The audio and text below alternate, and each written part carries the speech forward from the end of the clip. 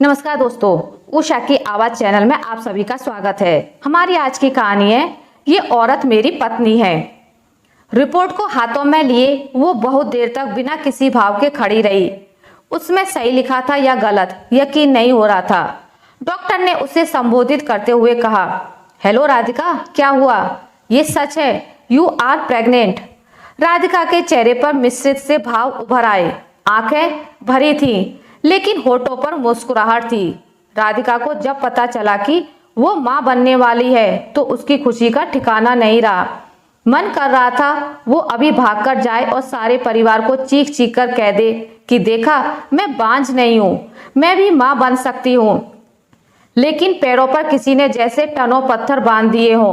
और क्यों वो उन लोगों के पास जाए जिन्होंने हर पल सिर्फ उसे दुत्कारा ही है। कभी उसे अपने बेटे की सबसे बड़ी गलती कहा तो कभी उसके चरित्र और मातृत्व पर सवाल उठाए। एक उसका पति अभिषेक ही तो था जिसने अभी तक उसका साथ नहीं छोड़ा, नहीं तो बाकी घर वालों ने तो उसकी दूसरी शादी की भी तैयारी कर ली थी। हर रोज उस पर कोई ना कोई इल्जाम लगाकर उसे इस घर परिवार और अपने बेटे अभिषेक से दूर करने की साजिश रची जाती थी। वो अपनी खुशी को खुद में समेटकर घर की ओर चल दी। घर पहुंचकर उसने अभिषेक से कहा, अभिषेक, आज मैं डॉक्टर के पास गई थी। हूँ राधिका, तुम क्यों फालतू में रोज रोज परेशान होती हो? मैंने कहा था ना तुमसे कि चाहे कोई कुछ भी कहे मुझे फर्क नहीं पड़ता।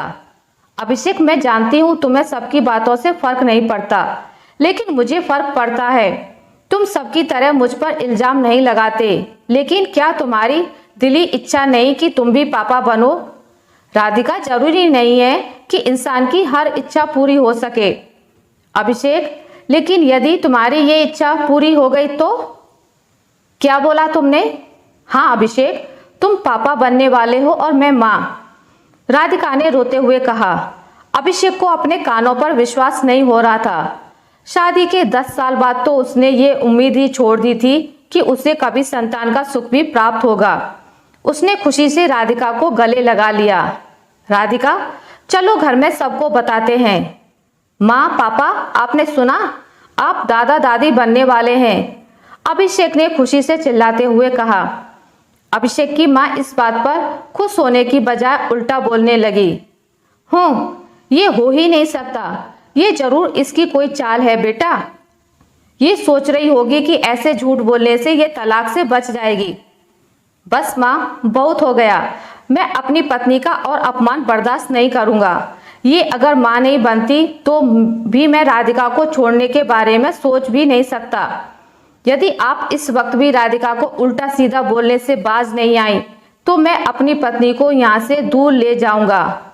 इतने सालों तक इसने जो मानसिक तनाव सहा है, मैं इसे और नहीं सहने दूंगा। बेटा, ये तू क्या बोल रहा है? इस औरत के लिए तू अपने माँ बाप को छोड़कर चला जाएगा? यही संस्कार दिए हैं हमने तुम्हें? माँ तिलमिलाए स्वर में बोली।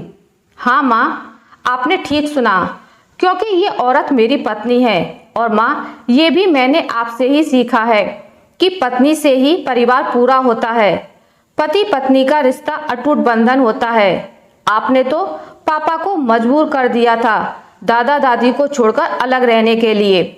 यहाँ तो राधिका ने इतना कुछ सुनने के बाद भी कभी मुझसे ये घर छोड़ने की बात भी नहीं की। लेकिन माँ, मैं समझ सकता हूँ कि बिना प्रेम और सम्मान के किसी के साथ रहना कितना कष्ट देता है। अभिषेक राधिका की ओर देखते हुए बोला, मुझे माफ कर दो राधिका, जो मैंने ये कदम पहले नहीं उठाया, लेकिन अब मैं तुम्हें और जलील होते नहीं देख सकता। अभिषेक राधिका का हाथ पकड़कर अपने साथ ले गया और बाकी सब ठगे से देखते रह गए। आशा करती हूँ आपको मेरी आज की कहानी अच्छी लगी होगी। अगर आपको मेरी कहानी अच्छी लगी है तो इसे लाइक करें, ज़्यादा से ज़्यादा शेयर करें। और अगर आप मेरे चैनल पर नए हैं तो इसे सब्सक्राइब करना ना भूलें। मिलते हैं एक नई कहानी के साथ, तब तक के लिए नमस्कार।